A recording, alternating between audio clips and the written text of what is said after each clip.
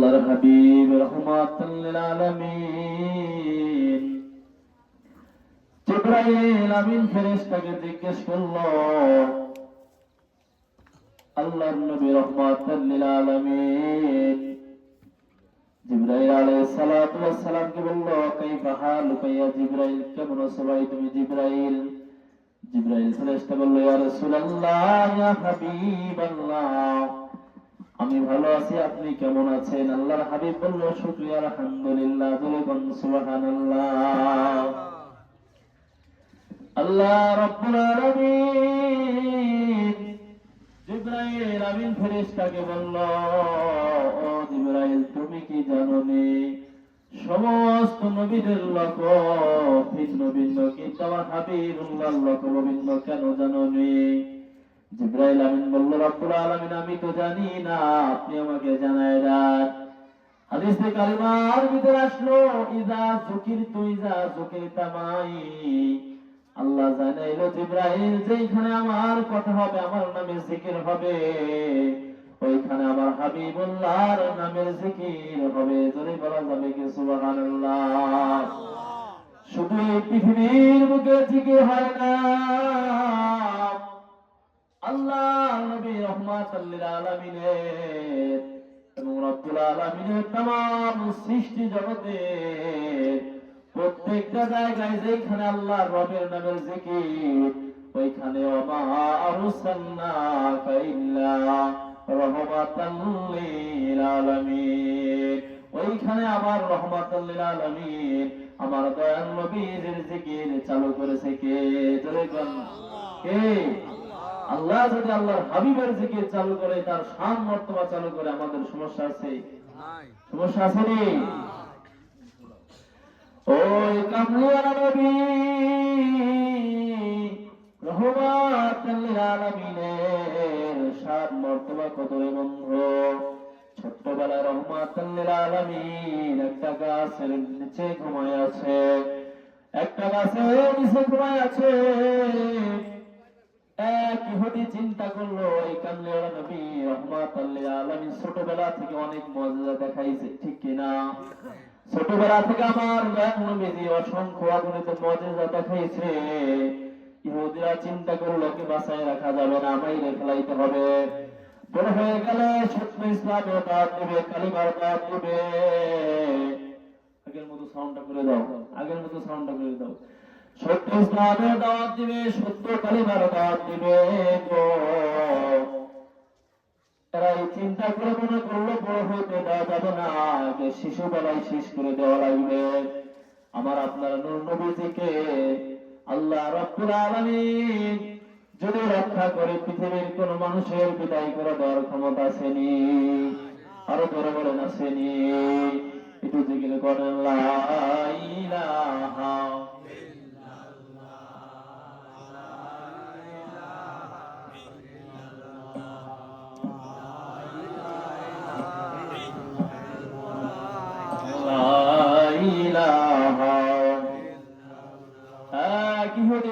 চিন্তা করলো, আব্দুল্লাহ ইবনে মুহাম্মদ এই গাছের নিচে শুয়ে আছে।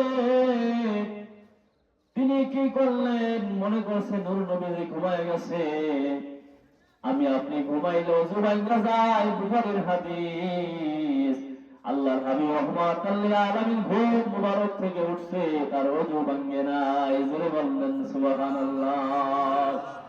কেন তাদের ওযু ভাঙলো না?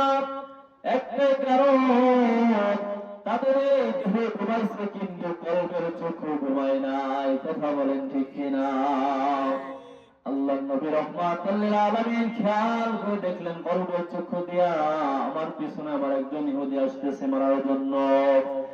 এই ইহুদি যখন মারার জন্য গেলেন, বন্ধু তোর বাড়িতে আমার আপনার কামলিওয়ালা নবীজির শির মুবারকে, মানে গলা মুবারকের উপর আঘাত করলেন। আঘাত করার সাথে সাথে আল্লাহর পক্ষ থেকে তার উপরে গজব নেমে আসলো। ওই ব্যক্তির সাথে সাথে আল্লাহ রাব্বুল আলামিন তার চক্ষু দুইটা গন্ধ বানাই দিছে। জোরে বলুন সুবহানাল্লাহ। এই ইহুদির মেয়ে আমার আপনার নবীজির কাছে দয়াল নবীজির অনেকগুলো মর্যাদা দেখেই তিনি বায়াত রাসূল গ্রহণ করে ফেলছে। বায়াত রাসূল গ্রহণ করার ফলে বাড়ি থেকে বাবাও জানে না, মাও জানে না, পরিবারের কেউ জানে না, কামলিওয়ালা নবীজির কাছে তিনি মুসলমান গ্রহণ করেছে। জোরে বলবেন কি সুবহানাল্লাহ। এই অন্ধ ইহুদি যখন বাড়িতে আসলো, আসার পরে বেটা জিজ্ঞেস করলো, বাবা তুমি বাড়ি থেকে বাহির হইলা ভালো চক্ষু নিয়া, কিন্তু তুমি এখন বাড়িতে আসছো অন্ধ চক্ষু নেওয়ার কারণটা কি? বলতেছে, মা গো আর কথা বলো না, চোখের যন্ত্রণায় পাচ্ছি না। বলো বাবা কি হয়েছে, খুলিয়া বলো। ওই হয়ে ডাক দিয়ে বলতেছে, আমাদের চিরতর শত্রু আব্দুল্লাহ ইবনে মুহাম্মদকে আমি মারার জন্য গেছিলাম। তিনি ওই সাজারাতুন গাছের নিচে ঘুমায় আছে, ওই গাছের নিচে ঘুমন্ত অবস্থায় তার উপর আমি আক্রমণ করেছি। কিন্তু জানি না, মনে হইল কোথা থেকে যেন একটা বিকট আওয়াজ এসে আমার চোখের উপরে আসলো। আসার সাথে সাথে আমার চক্ষুগুলো অন্ধ হয়ে গেছে। জোরে বলেন নাউযুবিল্লাহ। দয়াল নবীর সাথে বেয়াদবির পর আল্লাহ বরদাস্ত করে না, ঠিক কিনা? আল্লাহ বলে, হাবিব আমি আল্লাহকে নিয়ে যা করে করুক কোন সমস্যা নাই, আমি আল্লাহ মাফ করে দিব। কিন্তু আমার হাবিবের শানে বেয়াদবি করলে আরো বেলায়েতের জামানায় ওয়ালিয়ান ফাকাদ আযানতুহুল হারব, যারা ওলিদের সাথে বেয়াদবি করবে নিশ্চয় আল্লাহর পক্ষ দিয়ে তাদের উপরে গজব আসবে, ঠিক কিনা? জবান খুলে বলেন ঠিক কিনা?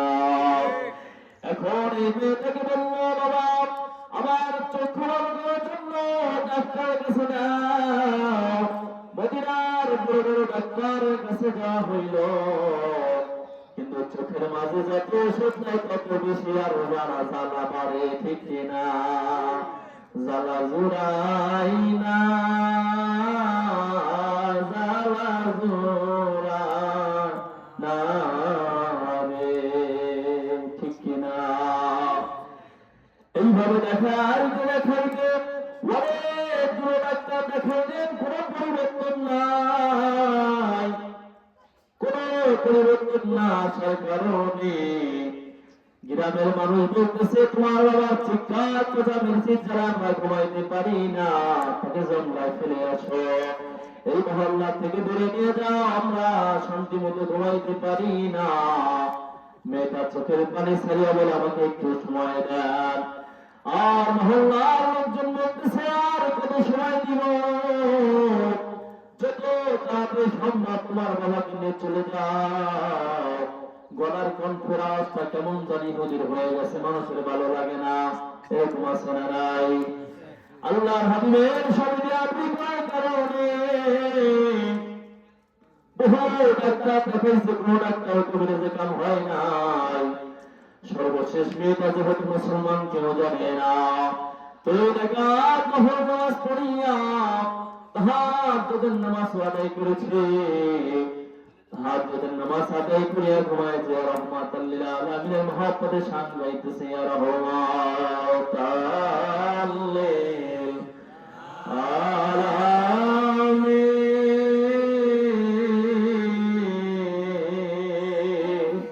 ইয়া রাহমাতাল লিল, মহব্বতে বলো ইয়া রাহমাতাল লিল আলামিন,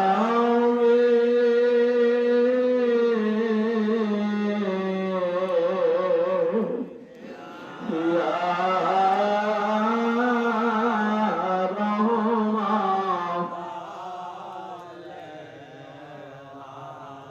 কোথায়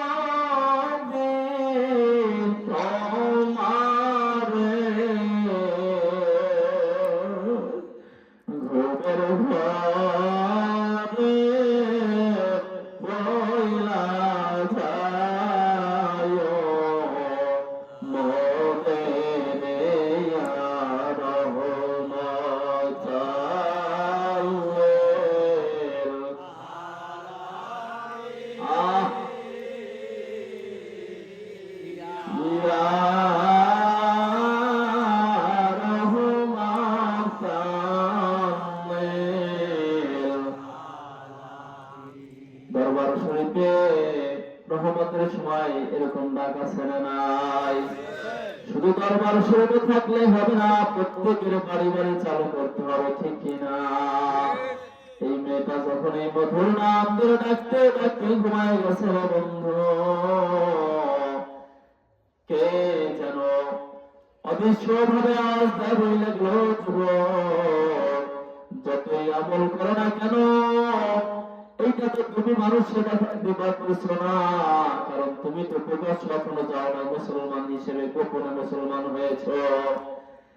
পৃথিবীর কোন ওষুধে এই চক্ষু ভালো করতে পারবে না, একমাত্র ওষুধ হইল আমার কামলিয়ারা নবী রাহমাতুল লিল আলামিনের নূরের কদম মুবারকের ধুলা মুবারকাই না যদি চোখে লাগায় দাও, আমি আল্লাহ রাব্বুল আলামিন সাথে সাথে চক্ষু ভালো করে দিব।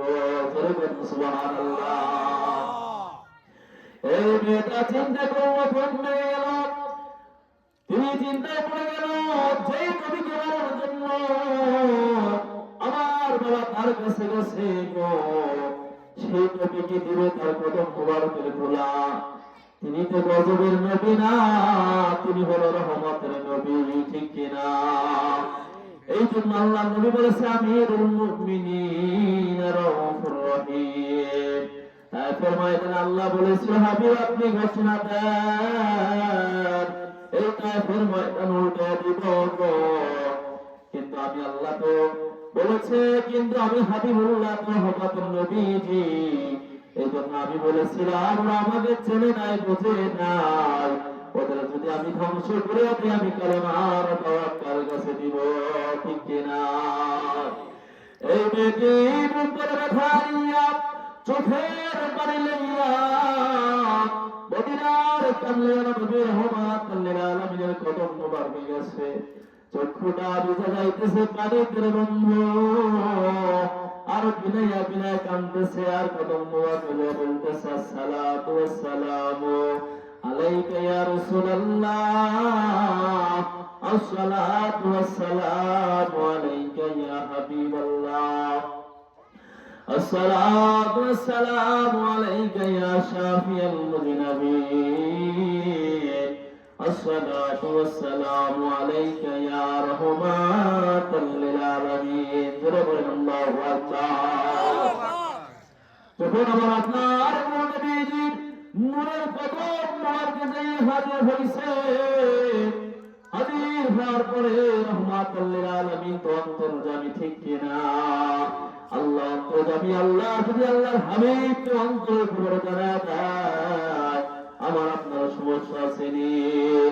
কামলিয়ারা নবীজি বাবা আসমান রাসূলুল্লাহ সাল্লাল্লাহু আলাইহি ওয়াসাল্লাম একটা মুসকি আসিরা বলল, মাগো তুমি যে আমার কাছে আসছো কেন আমি জানি, জোরে বলবেন কি সুবহানাল্লাহ। একটু জিকির করেন লা ইলাহা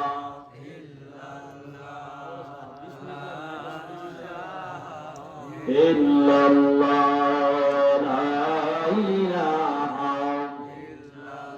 আল্লাহর নবী রাহমাতুল লিল আলামিন যদিও অন্তরের খবর জানে, তারপর ওই মেয়েটার মুখ থেকে শুনলো, এটাই হলো শরীয়ত। কথা বলেন ঠিক কিনা? এই মেয়েটি বলতেছে ইয়া রাসূলুল্লাহ, ও মায়ের নবীজি, দয়ার নবীজি, তুমি তো রহমতের নবী, তোমাকে মারার জন্য যে ইহুদি গেছিল, আমি হইলাম সেই ইহুদি অভাগিনী মা, আমি অভাগিনী তোমার কাছে আসছি, আমি স্বপ্নে যা দেখলাম কে যেন আমার সারাকে জানায় গেল, দুনিয়ার কোনো ওষুধ লাগাইলে চোখের কাজ হবে না, যতক্ষণ পর্যন্ত আমার কামলিয়ারা নবী রাহমাতুল লিল আলামিনের নূরের কদম মুবারকে ধুলা মুবারক চোখে না লাগবা। জোরে বলুন সুবহানাল্লাহ। আল্লাহর হাবিব বলল, মাগো এখান থেকে নিয়ে যাও। নিয়ে গেল মেয়েটা নিয়া, যখন বাবার কাছে হাজির হইল, বাবার কাছে হাজির হওয়ার পরে বাবা ডাক দিয়ে বলে, মাগো আমাকে একা রাইখে কোথায় তুমি গেছিলা? মেয়েটা বলতেছে, বাবা যেই কামলিয়ারা নবী রাহমাতুল লিল আলামিনের কাছে তুমি গেছো কদম মুবারকের ধুলা মুবারক আনার জন্য গেছিলাম।